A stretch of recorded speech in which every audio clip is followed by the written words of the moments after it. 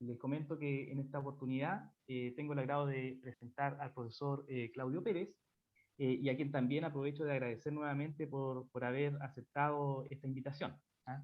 Y les comento que el profesor Pérez es de formación ingeniero eléctrico de la Universidad de Chile y tiene un máster en ingeniería biomédica en la misma casa de estudios. Fue becado Fulbright en The Ohio State University, donde obtuvo su PhD en el año 91. En la Universidad de Chile fue director del Departamento de Ingeniería Eléctrica entre el 2003 y el 2006 y director académico y de investigación de la Facultad de Ciencias Físicas y Matemáticas entre el 2014 y el 2018. Actualmente es profesor titular del Departamento de Ingeniería Eléctrica de la Universidad de Chile y sus intereses en investigación incluyen la biometría, aplicación del procesamiento de imágenes, redes neuronales convolucionales y reconocimiento de patrones. Ahora le voy a dar el pase a mi colega, el profesor Gonzalo Ruz, quien fue el que me puso en contacto justamente con el profesor Pérez, quien va a decir unas palabras también. Así que, por No, favor. sí. Gracias, Marco. No solo mencionar, bueno, que acá el profesor Claudio Pérez fue profesor mío en pregrado. Tuve el agrado de cursar, tomar el curso de análisis de señales en el año 2000. Estuve chequeando en ingeniería eléctrica el temido curso de señales, que afortunadamente aprobé.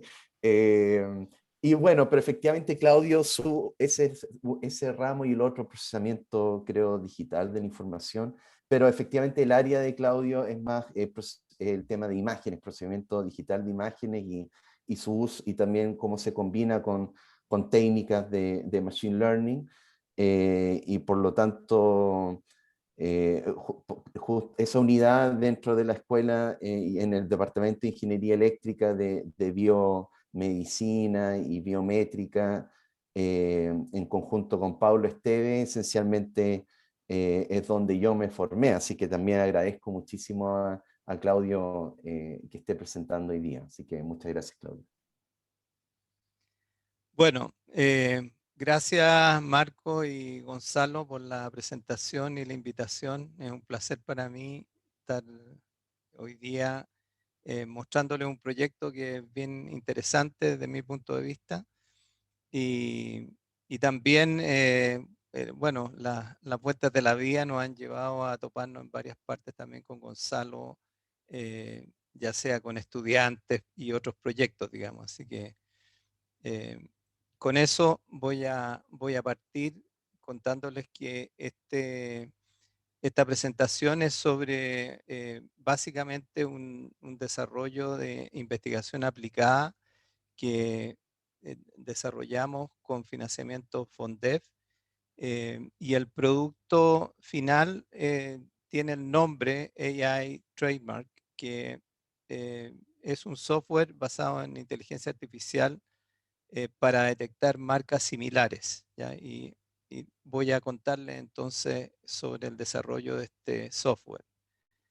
Este es un proyecto que lleva más de 4 años, porque fue un proyecto FONDEF IDEA, 2 etapas. Entonces tuvo la primera etapa de los 2 años en que uno genera una solución y una idea, ¿no es cierto?, de cómo resolver el problema, y luego esta solución se escala para tener uso comercial, ¿ya? Entonces, el problema que nosotros abordamos es un problema que tienen todos los países, que es cómo se registran las marcas. Las marcas tienen asociada un prestigio y de alguna forma representan, ¿no es cierto?, productos y servicios que es necesario resguardar, ¿no es cierto?, porque tienen un prestigio asociado y obviamente eso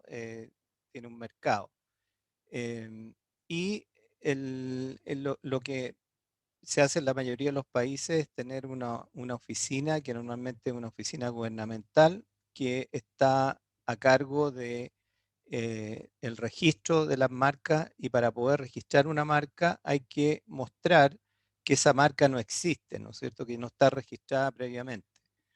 Entonces, el problema es que las bases de datos de marcas son relativamente grandes, En el caso de Chile estamos hablando del orden de 450.000 marcas registradas, y hay varios miles de solicitudes al año, ¿no es cierto? Del orden de 45.000 solicitudes que hay que resolver, ¿no es cierto? Hay que ver si existe esa marca previamente registrada o no.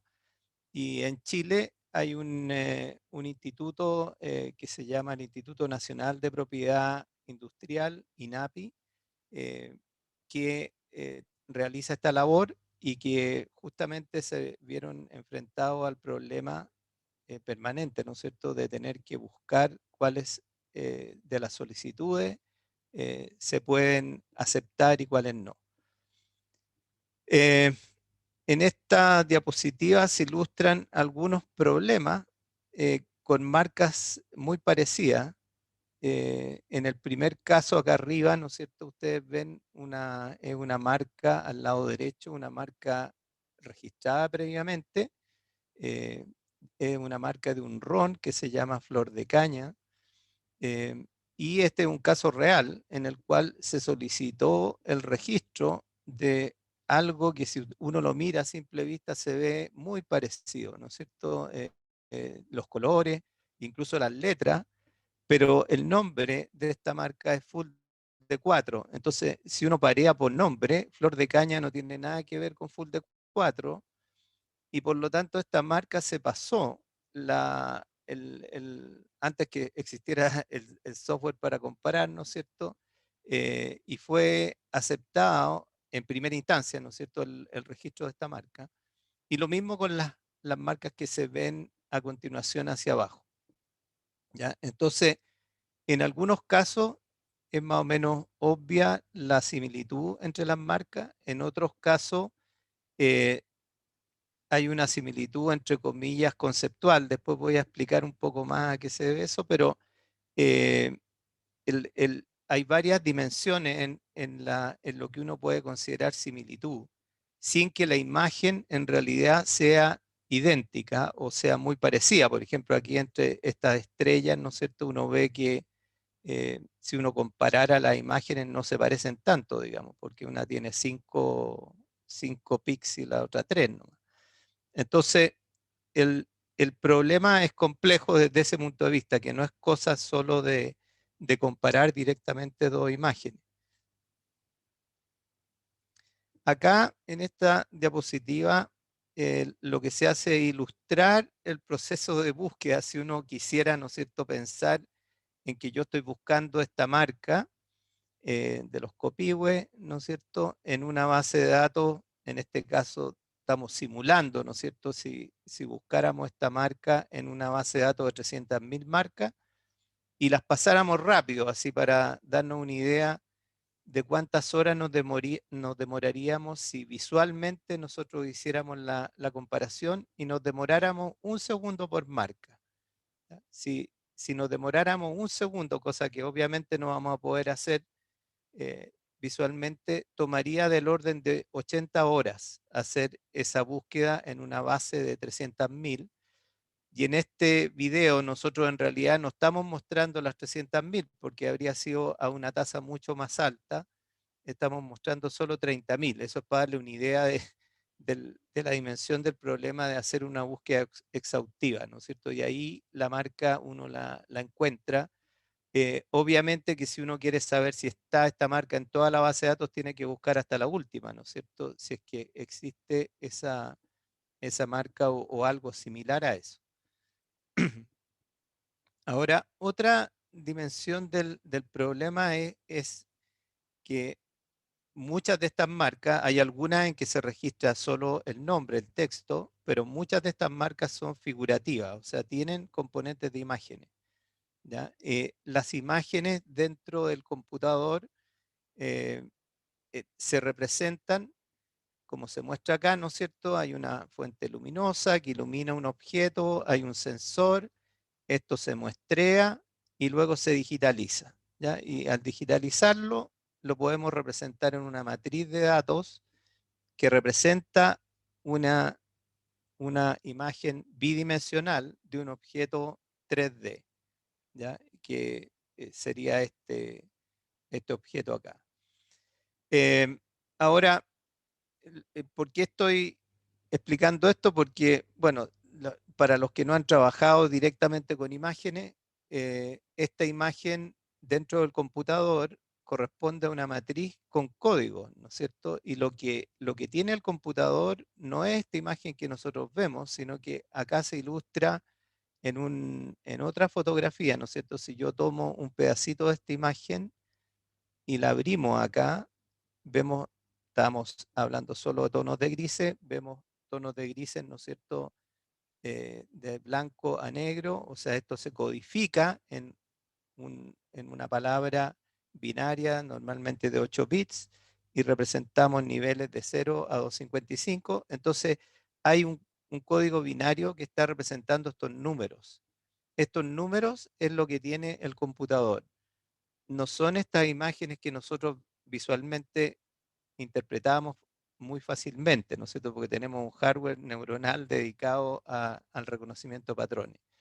El computador lo que tiene son estos números. Si nosotros miráramos los números, nos costaría mucho darnos cuenta de qué es lo que estamos viendo, pero al computador se le está pidiendo eso, ¿ya? Es que usando estas matrices de números, interprete qué es lo que hay. Ese es un problema que hay con reconocer patrones en imágenes, ¿ya? Después otra dimensión, la quiero ilustrar acá. Estas son, encuentre las 7 diferencias, son 2 imágenes capturadas con la misma cámara, es una cámara de un celular. Son 2 fotos tomadas en forma secuencial, sin cambiar nada, sin cambiar la iluminación, ninguna cosa. Entonces, eh, nosotros, una forma de comparar esto sería restando las 2 imágenes, ¿ya? Porque si las restamos y son idénticas, entonces nos debería dar 0, ¿ya? Deberíamos obtener Y para sorpresa, si nosotros restamos las imágenes, lo que obtenemos es esta matriz que se ve acá en 3 dimensiones o en 2 dimensiones, la imagen de diferencia entre estas dos. O sea, no hay 7 diferencias, sino que hay 145.700 y tantas diferencias. Y esta diferencia es lo que nosotros llamamos ruido, es un ruido del sensor, ¿ya?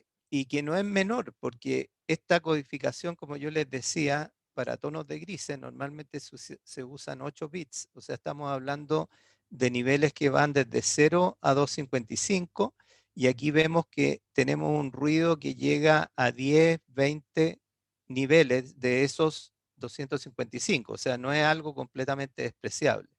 Entonces, si uno va a comparar imágenes restándolas, se va a encontrar con este problema de que estamos en un ambiente bien ruidoso y vamos a estar haciendo comparaciones con imágenes en las que, incluso siendo idénticas, ¿no es cierto?, siendo el mismo objeto, aparece este ruido.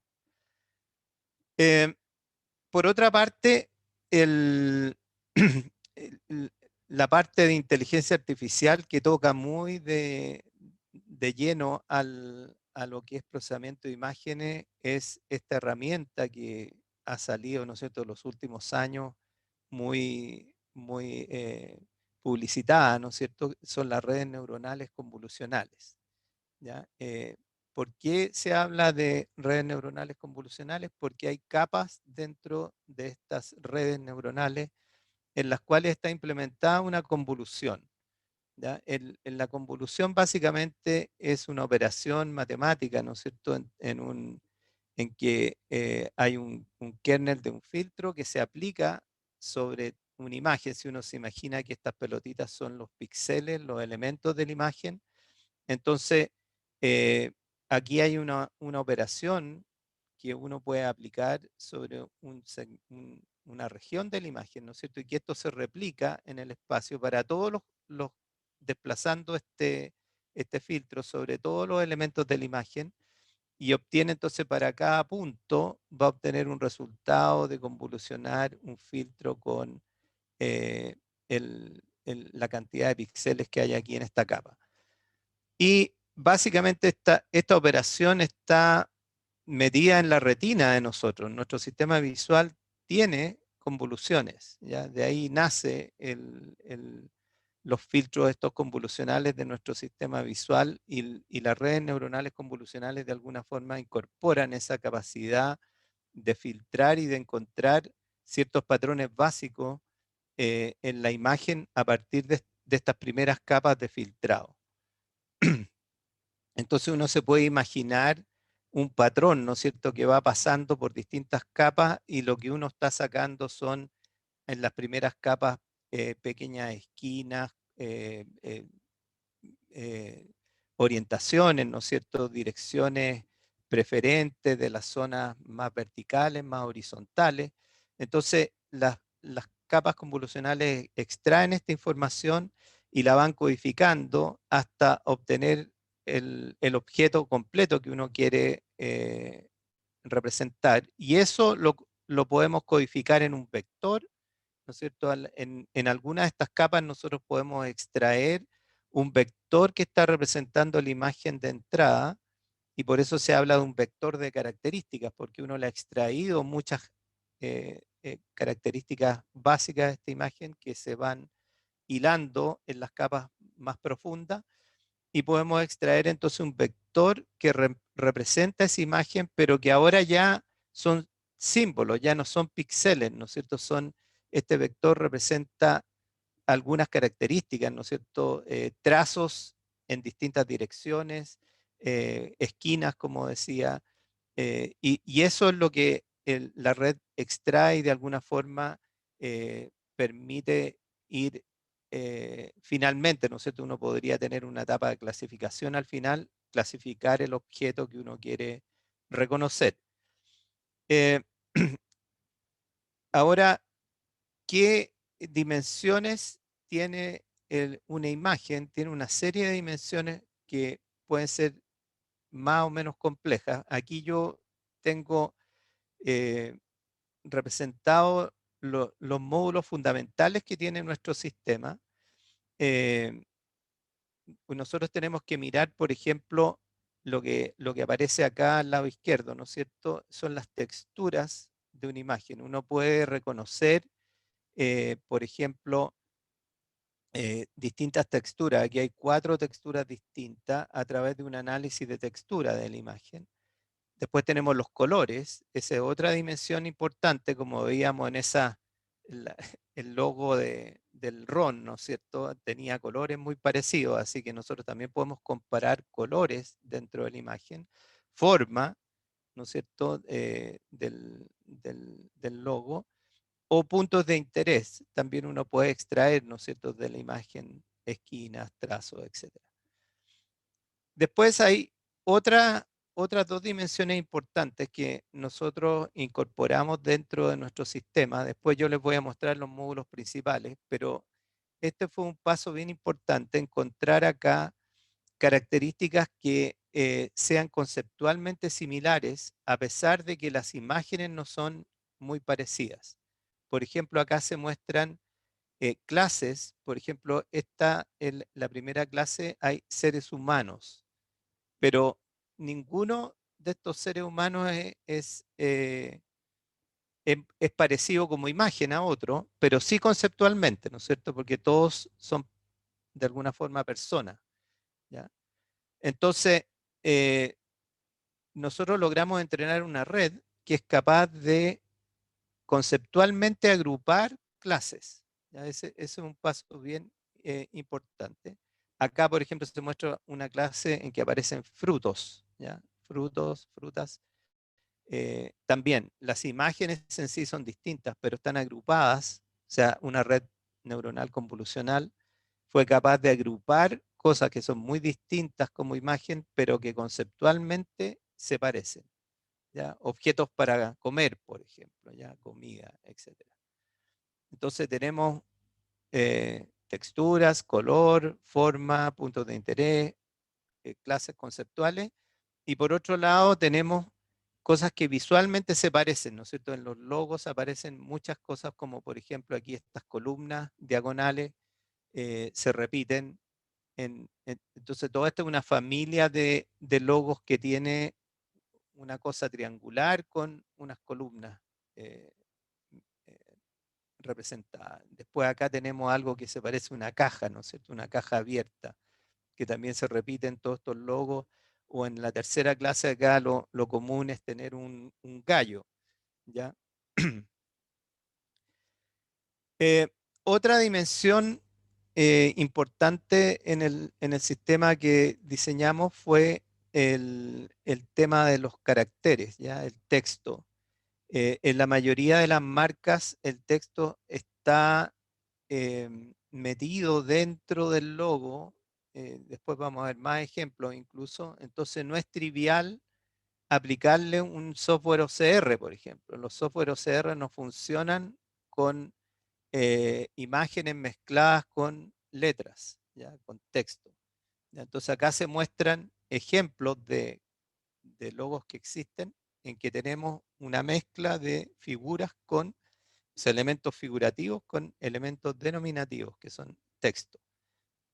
Y tuvimos que desarrollar entonces también un sistema que fuera capaz de encontrar el texto y de alguna forma extraer parte de este texto y las figuras también que aparecen dentro de los logos representando las marcas. También otra dimensión importante es cuando uno va a comparar una marca, es tener regiones de interés, ¿ya? Cómo encontrar las regiones de interés dentro de la marca que me van a permitir hacer las comparaciones, ¿no es cierto? Por ejemplo, la región de interés donde aquí aparece esta persona, donde aparecen las letras, eso necesito tener una herramienta que me permita focalizarme en esas regiones de interés. Y normalmente los sistemas que existen son como los que se muestran acá, en que se muestran cajas, ¿no es cierto? Cajitas que muchas veces se sobreponen unas con otras.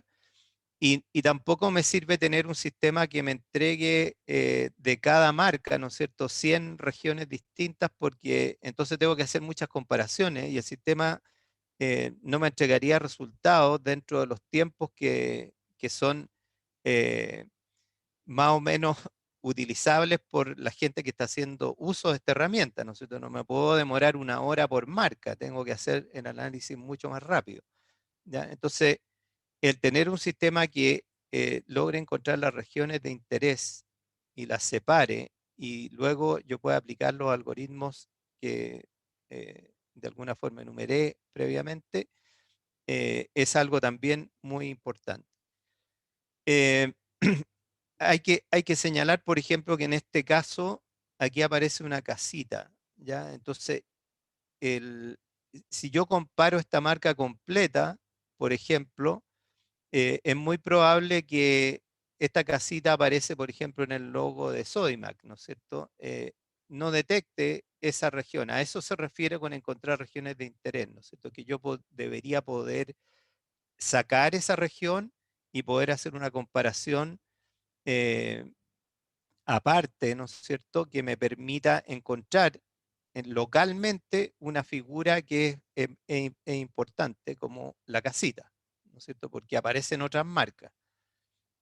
Entonces, eh, dado lo que ya expliqué, nosotros armamos un sistema que tiene varios módulos que incorporan, ¿no es cierto?, la forma, la textura, los puntos de interés, las clases visuales, las clases conceptuales, los colores, y lo último que se agregó, lo que está acá en verde, que incluye el texto, ¿no es cierto? El texto complejo, el texto estilizado, este que está con formas eh, distintas, ¿ya? Y lo que uno puede hacer entonces que con cada uno de estos módulos nosotros eh, extraemos las características usando, por ejemplo, una red neuronal convolucional, tenemos un vector de características representando esas características dentro de la imagen, y eso se parea con las características que yo tengo en la base de datos. Estos cilindros acá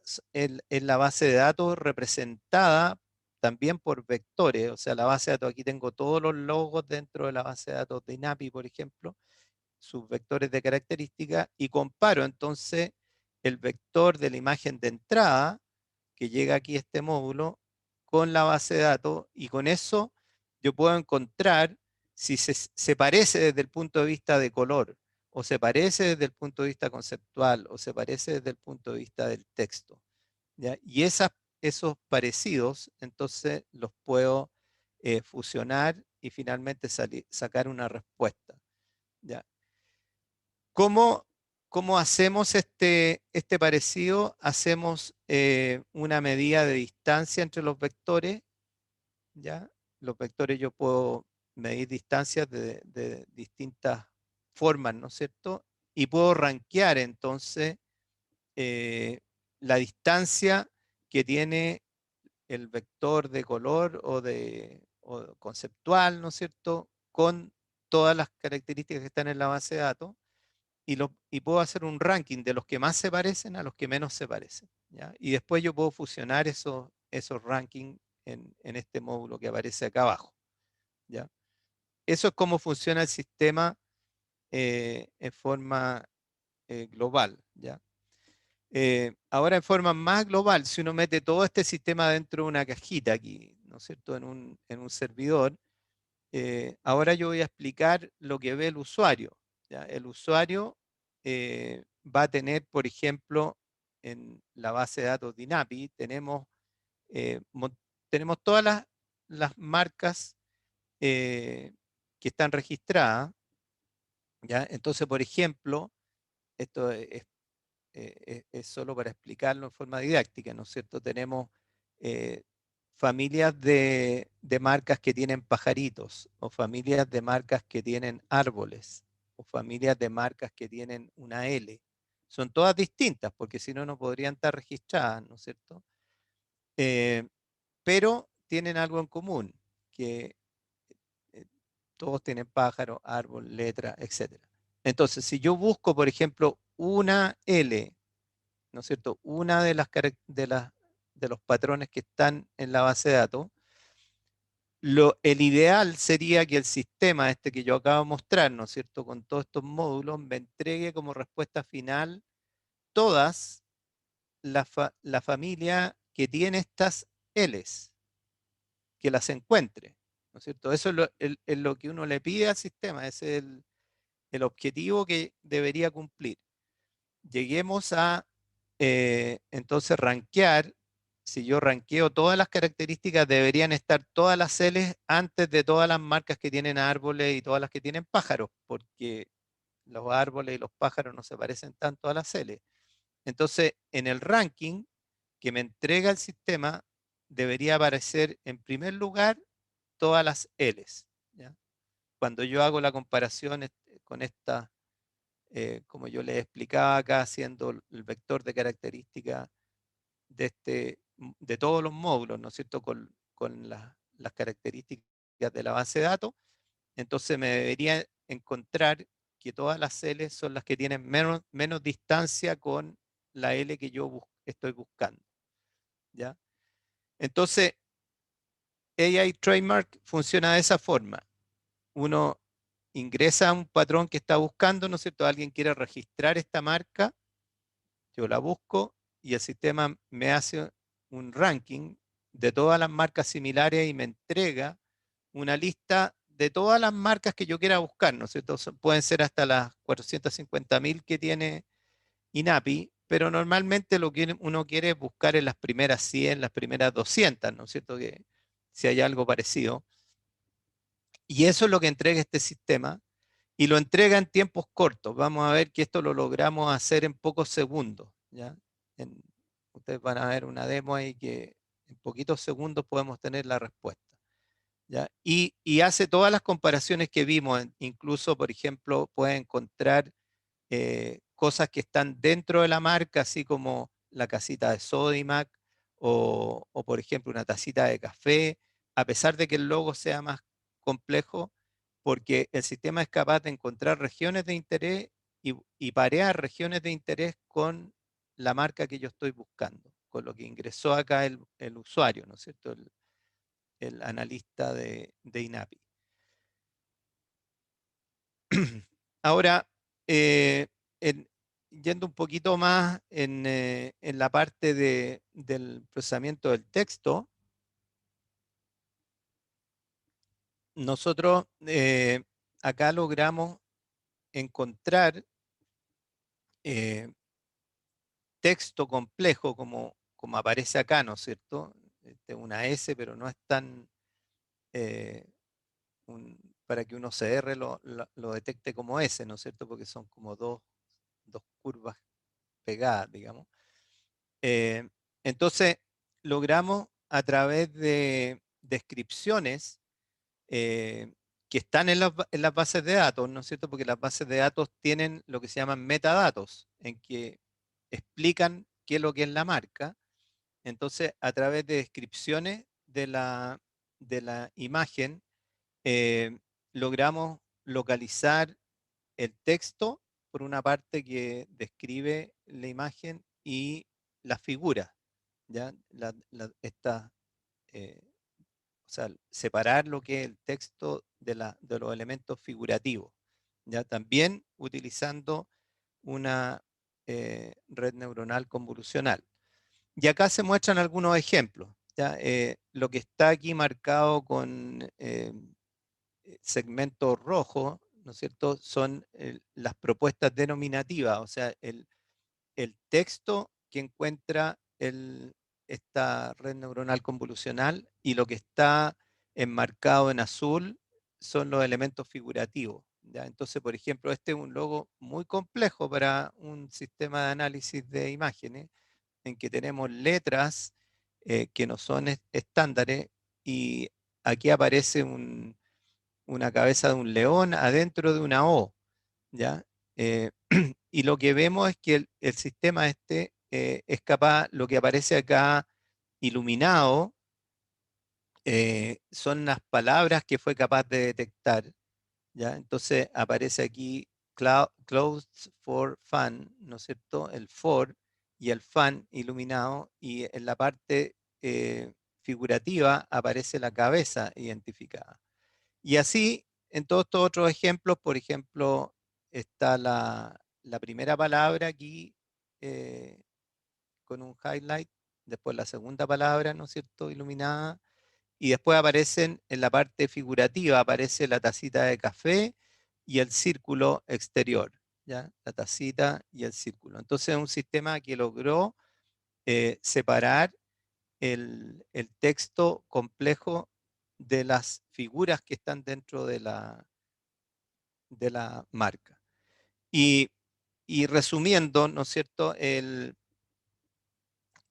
si ponemos todos los módulos que les mostré antes en un lado, ¿no es cierto?, y la parte de texto en otro, por ejemplo, una marca que yo quiero buscar marcas similares a esta, si se fijan, aquí hay una tacita de café al centro, pero está rodeada de un círculo, ¿no es cierto?, con un color, después otro círculo con otro color, y además letras, ¿no es cierto?, Coffee Corner, ¿ya? Entonces, el sistema es capaz de separar acá la parte que va al OCR, que es capaz de entregarme entonces información sobre el texto que está metido en la imagen, por un lado, y por otro lado, todas las otras características que nosotros logramos extraer de la imagen de este logo, y eso entonces medimos las distancias con todos estos módulos y los podemos fusionar y finalmente entregar el ranking, que es lo que se muestra acá, de todas las marcas que se parecen, tanto figurativamente como textualmente, al logo de la entrada, ¿ya?, al que estoy buscando. ¿Cómo medimos la calidad del sistema?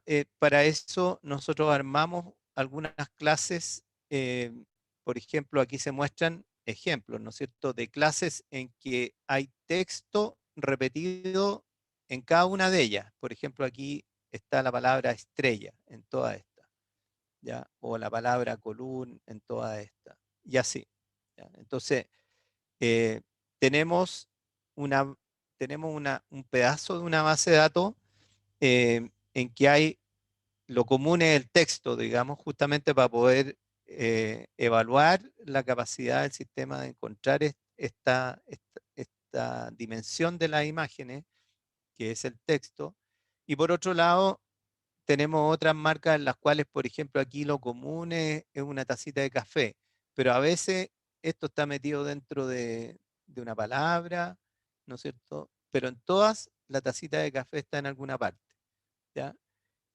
O el círculo de París, etcétera, ¿ya? Entonces, esta es como la medida que nosotros podemos hacer para marcas más desde el punto de vista figurativo, ¿no es cierto?, de la imagen. Y lo que uno espera es hacer lo que yo les mostraba acá, ¿no es cierto? Es que si yo busco cualquiera de esas marcas que están en esa base de datos, el sistema me debería entregar, como acá, ¿no es cierto? Si busqué la L, todas las Ls en primer lugar, ¿ya? Entonces con eso yo puedo medir, si por ejemplo yo meto esta marca, me debería entregar todas estas en primer lugar y yo puedo medir cuán bueno es ese ranking, ¿ya? Y por eso el ranking entonces es como mi forma de medir, porque deberían estar en primer lugar. Ahora, no siempre van a estar en primer lugar, pero entre más pequeño sea ese ranking, ¿no es cierto?, estén a distancia menor, yo puedo tener una medida objetiva de cuán bueno es el sistema que está midiendo la calidad. Bueno, hay otras cosas, ¿no es cierto?, que logramos hacer con el proyecto en la última versión. Ya tiene los usuarios, los usuarios de INAPI, ¿no es cierto?, y otros pueden acceder a través de claves. El sistema está en la nube, en un Amazon Web Service, así que se entrega un servicio 24/7 y podemos ver, ¿no es cierto?, las consultas que se hacen diariamente, quiénes son los que están consultando, por cuántas consultas hacen, etc. ¿Ya? Ahora, acá hicimos también eh, una mejora dentro del sistema mirando el uso de la memoria del sistema y el tiempo de cómputo, porque para poder escalar el sistema era algo necesario, ¿no es cierto? Que si estamos pensando que esto se va a ocupar en una base de datos mucho más grande que la de INAPI a nivel internacional, tenemos que tener entonces capacidades de escalar esto a tamaños más grandes y tiempos de cómputo relativamente cortos. Entonces, eh, por ejemplo, los vectores de características que extraemos de las imágenes, desde la primera etapa del proyecto, en la primera etapa, ¿no es cierto?, los primeros 2 años, demostramos que la solución era factible, logramos comprimir esos vectores, ¿no es cierto?, de alguna forma haciendo compresión y codificación de los vectores, de manera que el peso de la base de datos de características, que inicialmente eran 26.000 megabytes en memoria, en el modelo optimizado, que en la versión final llegamos a 690 megabytes, ¿ya? O sea, una reducción de tamaño usando técnicas de compresión de vectores, ¿no es cierto? Y por otra parte, logramos también tiempos de cómputo que inicialmente eran, eran relativamente buenos para la base de INAPI, ¿no es cierto? Estábamos hablando de 10 segundos, a lo más 30 segundos en los casos más complejos. Llegar, este tiempo lo bajamos a 1,43 segundos, el tiempo de cómputo, ya sin tomar en cuenta el viaje, si es que estamos evaluando con el servidor en la nube, etcétera, ¿ya? O sea, sacando los factores de Internet metido entre medio, ¿ya? Así que ese es un tiempo muy bueno, y esto está medido en un servidor relativamente bueno, pero no es la última generación, ya estos son computadores que compramos ya hace algún tiempo para el proyecto. Y también hicimos una prueba de escalabilidad con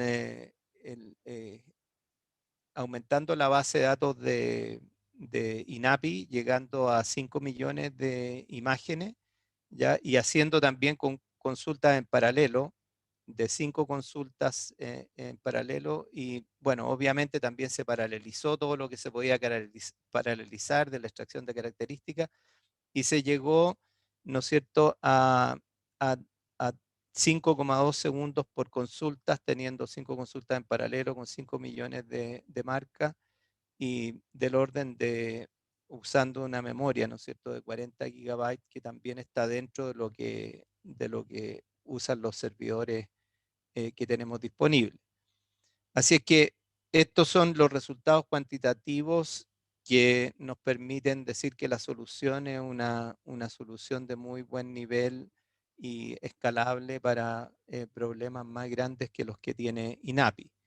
¿Ya? Desde el punto de vista de la calidad del ranking, ¿no es cierto? Yo les decía, nosotros podemos medir el ranking promedio cuando medimos en esta base de datos con la parte de texto y la parte figurativa.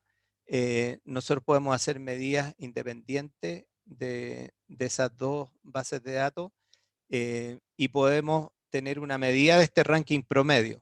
¿Ya? Y aquí nos podemos comparar respecto de la primera versión del sistema, que fue la versión que tuvimos a los primeros 2 años. La base completa acá tenía un ranking promedio no tan bueno, justamente porque esa base incluye la mitad, ¿no es cierto?, texto, y este no tenía el sistema de identificación de texto metido, la primera versión del sistema. Y con la segunda versión logramos mejorar significativamente ambos, ¿no es cierto?, tanto la parte figurativa como la parte que incluye el texto a rangos, ¿no es cierto?, que entregan una buena calidad, ¿no es cierto? Esto nos dice que dentro de las primeras 200 marcas en general se van a encontrar las soluciones para las marcas que estamos buscando. Aquí se muestra cómo el sistema funciona. ¿Ya? Yo estoy buscando aquí esta marca Coffee Corner, que es lo que aparece ahí. Yo voy a describirlo rápidamente.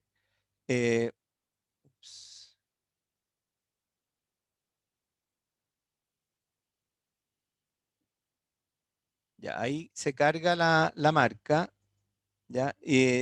Yo aquí con este rectángulo puedo encontrar, por ejemplo, yo podría hacer un recorte, buscar solo la tacita de café o solo la palabra coffee, o sea, eso tiene una flexibilidad del sistema.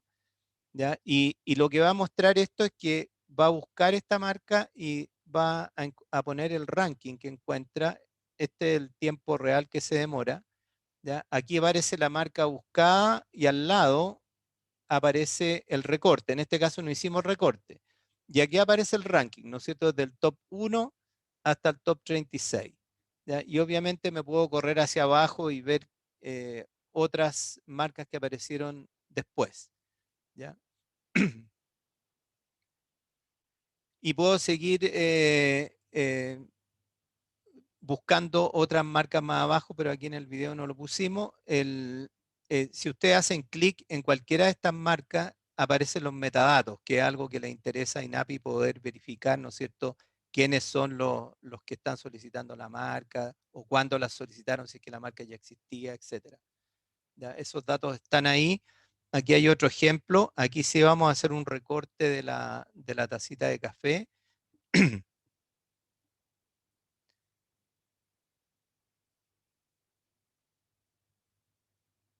Entonces encontramos, ¿no es cierto?, todas las marcas. Si se fijan aquí, por ejemplo, hay una en que la tacita de café es un pedacito de la imagen completa, ¿no es cierto? Y lo mismo eh, en todas las que están acá hay tacitas de café, digamos, ¿ya? Y hay muchas, para sorpresa. ¿Ya? Así que eso les muestra, en resumen, cómo funciona el sistema. Acá tengo algunos, los mismos resultados de antes, que uno puede mirarlo en detalle, ¿no es cierto? Uno recortó la tacita y lo que encontró es esto, ¿ya? En el caso de, acá está estoy un poco justo con el tiempo, así que no voy a mostrar todo, pero en el caso de Coffee Corner, por ejemplo, eh, esta era la primera versión del sistema en que no estaba la parte de texto, entonces todo lo que encontraba eran, ¿no es cierto?, dos círculos, digamos, básicamente con texto metido, y ese es el orden que aparece acá. Pero ahora aquí aparece, por ejemplo, esta marca que desde el punto de vista de la imagen misma no se parece tanto, porque no son dos círculos concéntricos, ¿no es cierto? Pero sí tiene la palabra aquí Coffee Corner. Entonces, el módulo de texto la tiró hacia arriba, ¿ya? Entonces, ahora obviamente uno puede calibrar qué peso le pone al módulo de texto, qué peso le pone a todos los otros módulos, y es algo que probablemente vamos a seguir desarrollando a futuro, pero esto entrega un buen compromiso entre lo que es imagen y lo que es texto. Me voy a saltar esto porque estamos ya en el tiempo. Eh, aquí un poco mostrando los usuarios y cómo vemos nosotros el modelo de negocio. Hay una empresa a la que la Universidad de Chile le licenció este software ya en forma nacional e internacional. eh, Está, ¿no es cierto?, nuestra contraparte también, que es INAPI, eh, que tiene el uso permanente de este software, y están otras oficinas de propiedad industrial extranjeras, ¿no es cierto? Nosotros, bueno, de hecho la empresa Ciberseguridad Humana ya firmó un convenio con la oficina de Uruguay y ya tenemos la base de datos de Uruguay, nos llegó en el mes de mayo, y ya está montada la base de datos, así que están haciendo pruebas preliminares durante este mes para ya empezarlo a usar en forma permanente. Pero hay otros nichos de negocios interesantes. Por ejemplo, hay estudios jurídicos que hacen lo que se llama la vigilancia de marcas.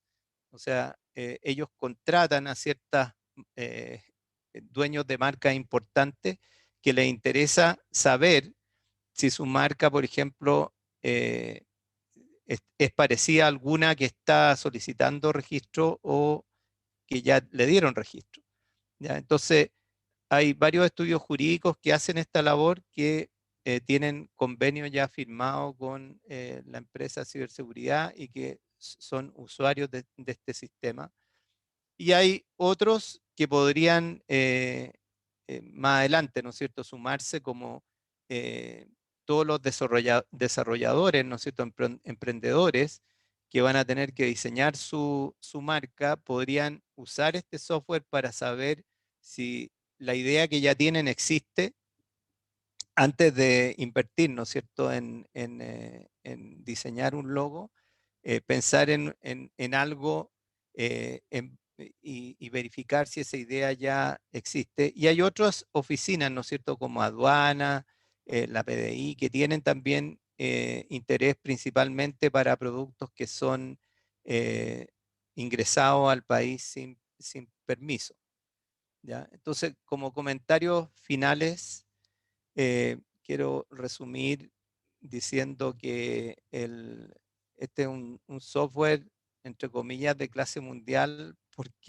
no porque yo lo diga, sino que porque INAPI comparó nuestra solución con otras soluciones que estaban en el mercado en su minuto, en que se demostró que el sistema entregaba mejores resultados que la competencia. Este sistema, como les dije, está instalado en un Amazon Web Service que ocupa INAPI y que más adelante vamos a ocupar también para, por ejemplo, Uruguay u otro país que se integre al sistema. Ciberseguridad, por su parte, tiene un servidor que nosotros manejamos dentro del departamento y ellos tienen los clientes, ¿no es cierto?, de las estas estudios jurídicos, ¿no es cierto?, que hacen vigilancia de marca. Por otra parte, esto le ha permitido a INAPI estar en un grupo selecto de oficinas a nivel mundial, ya que son principalmente de países desarrollados, ¿no es cierto?, que tienen un sistema de registro que usa herramientas de inteligencia artificial. El trend va por ahí, digamos, o sea, todos los países desarrollados están usando herramientas de este estilo para manejar sus marcas. Y lo interesante es ya tener el producto licenciado para poder hacer negocios por varios años a futuro. Y lo último es que esto esperamos expandirlo a otros países, ¿ya? Finalmente, no quiero dejar de agradecer el financiamiento de FONDEF para desarrollar este proyecto. Agradecerle también a la gente de INAPI que ha colaborado con nosotros por ya más de 4 años. Obviamente, Ciberseguridad Humana, que es la empresa que licenció el software, sigue trabajando con nosotros en forma permanente. Y por último, mencionar también que esto no es un trabajo de una persona, sino que somos un equipo grande de al menos 7 investigadores que hemos trabajado en el desarrollo de esta herramienta. Así que con eso termino y les agradezco la audiencia porque ya estoy sobre el tiempo que me habían dado. Muchas gracias. No, gracias a ti, Claudio, por la excelente presentación y por haber aceptado nuevamente esta invitación. Yo ahora voy a dar el pase a las preguntas, pero primero voy a permitirle que puedan activar su micrófono porque esa opción estaba desactivada, así que voy a activar el micrófono. Ok, supuestamente ahora las personas que deseen hacer preguntas pueden activar su micrófono. No sé. Eric parece que escribió por ahí, ¿tiene alguna duda? Sí, tienes que activar tu micrófono, Eric.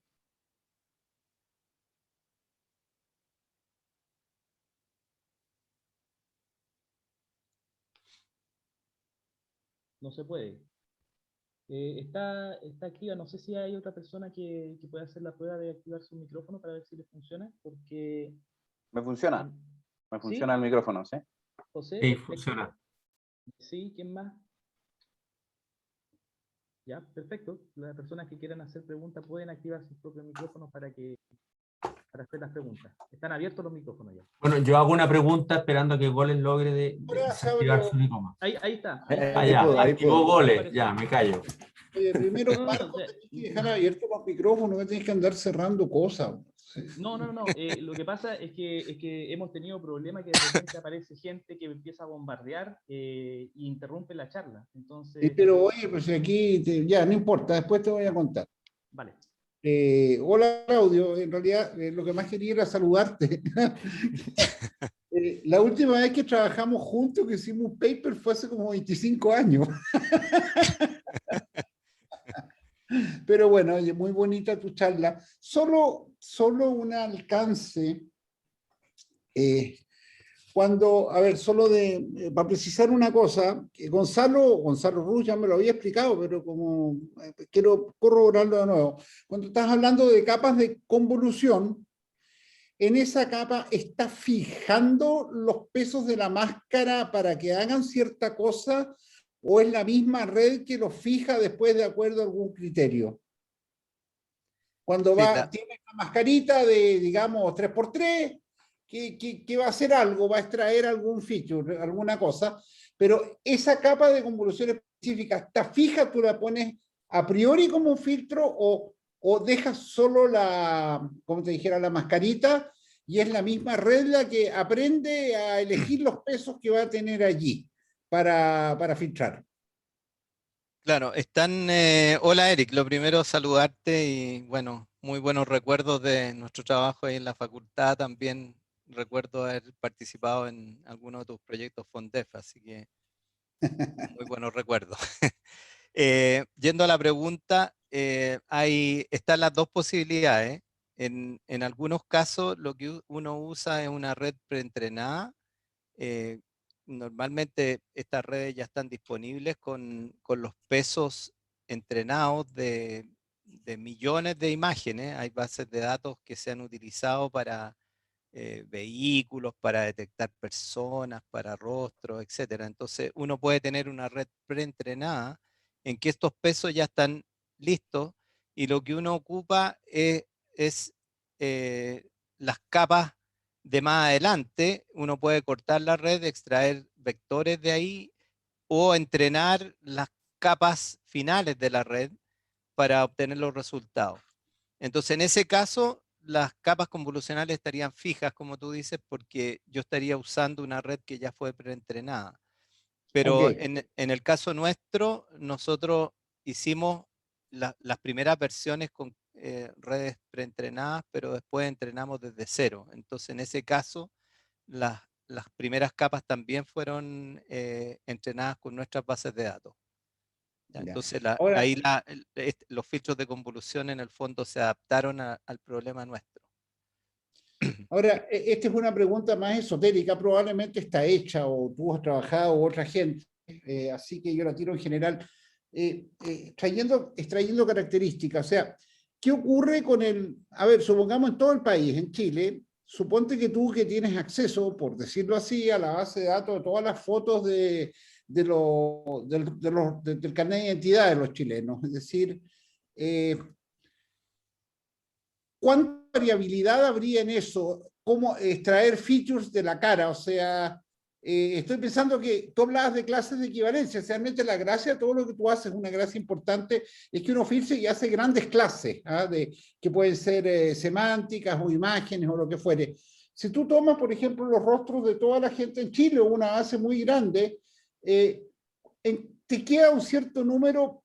La pregunta mía es cuán pequeño o cuál es la variabilidad que uno encuentra y cómo la compara con otras. Porque puede ser interesante. A ver, de algún modo es lo que hacen los caricaturistas, que extraen rasgos perfectos. Entonces, esto no tiene que ver con lo que tú nos presentaste, pero tiene que ver con imágenes. Entonces, no sé si has visto algo por el estilo. Mira, yo también trabajo, pero no en este proyecto, en el tema de rostro y en reconocimiento de rostros. Claro, hoy día hay bases de datos de millones de imágenes con las cuales tú puedes hacer también entrenar redes o soluciones más complejas que una red, ¿no es cierto? Tener un esquema parecido al que yo mostré, en que se extraen distintas características y se ha llegado a niveles muy altos de reconocimiento para rostros frontales y con pequeñas variaciones de pose, ¿ya? Y gesticulación, porque básicamente ahí el problema es que normalmente tú vas a tener una foto así como la del carné, ¿no es cierto?, de alguien que es una foto frontal y lo que tú quieres es buscar a esa persona en todas las poses posibles, con Correcto. toda la gesticulación, con que la persona, la foto la tengo de hace 4 años y cambió, está más gordo, está más flaco. Entonces, yo diría que en el estado del arte se ha llegado a sistemas que son capaces de reconocer muy bien fotos frontales en un rango de edades también que sea, o sea, si yo tengo una foto de niño, obviamente no te voy a poder reconocer ahora o va a costar, pero si no ha pasado demasiado tiempo, se llega a muy buenos resultados, o sea, muy cercano al 100%.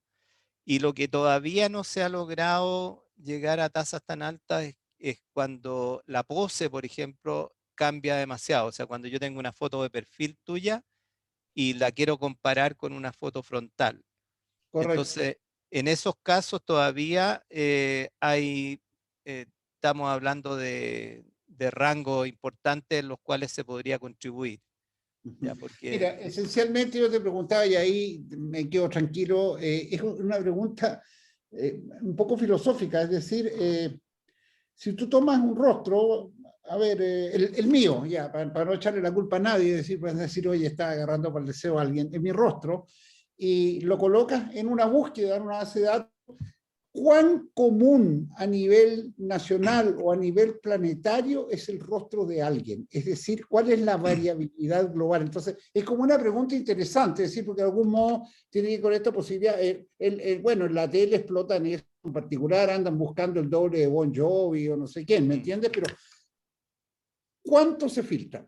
¿Cuán común son ciertos rostros? O sea, porque tú lo veías con las marcas, o sea, tomabas una marca y tenías jerárquicamente, como hacen, ordenándolas de las más parecidas a las más distintas en algún criterio. Entonces acá Claro. también probablemente hay algo así. No sé si alguien ha intentado algo así. O sea, no solo no identificar a alguien, sino que ver, oye, en realidad Similitudes. Sí. somos muy similares.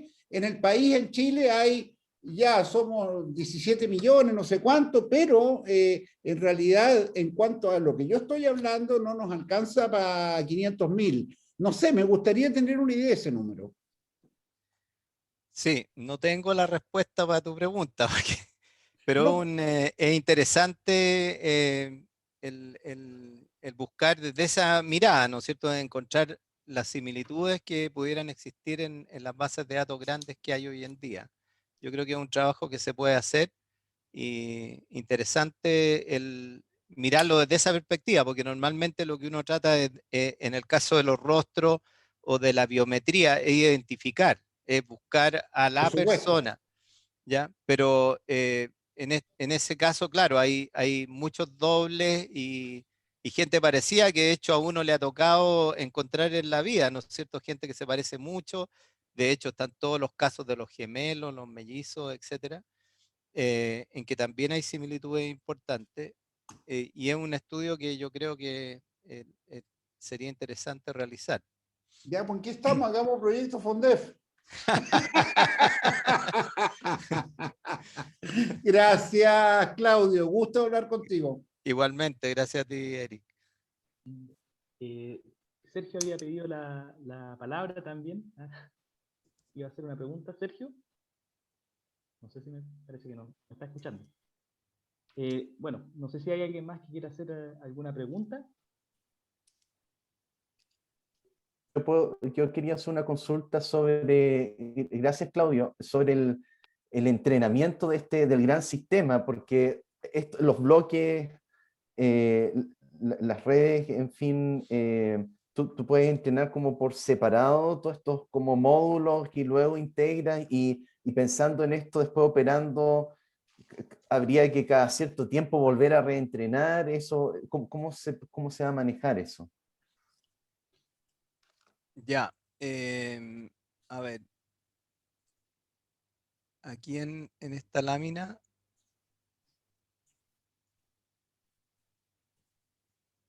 aquí básicamente tenemos dos formas, ¿no es cierto? Porque uno puede tener en el fondo el ranking generado por cada una de las características y después esto se fusiona. Entonces aquí hay dos formas de fusionar. Una forma que nos dio bastante buen resultado es usar esta fórmula del Inverse Rank Position, con la cual nosotros podemos mezclar o fusionar los rankings individuales de varios módulos, ¿ya? Entonces ahí no requieres entrenar. Y la otra alternativa que también usamos fue entrenar un clasificador acá que mezcle los rankings de cada módulo y nos entregue una salida fusionando esos rankings, y los resultados nos dieron parecidos. Así que, pero es algo que obviamente uno podría ir mejorando en el tiempo. Ya, como tú dices, se puede cada cierto tiempo eh, eh, reentrenar, digamos. Perfecto, gracias. De nada. Y lo mismo ocurre, oye, con los módulos, ¿ah? Porque, por ejemplo, hay algunos de estos módulos, nosotros los entrenamos en la primera etapa del proyecto y todavía siguen igual, porque funcionan muy bien, digamos. Pero eso no quita que las bases de datos que se usaron para entrenar crecieron y hoy día tenemos más datos que los que teníamos en ese minuto. Entonces, siempre hay una posible mejora a futuro.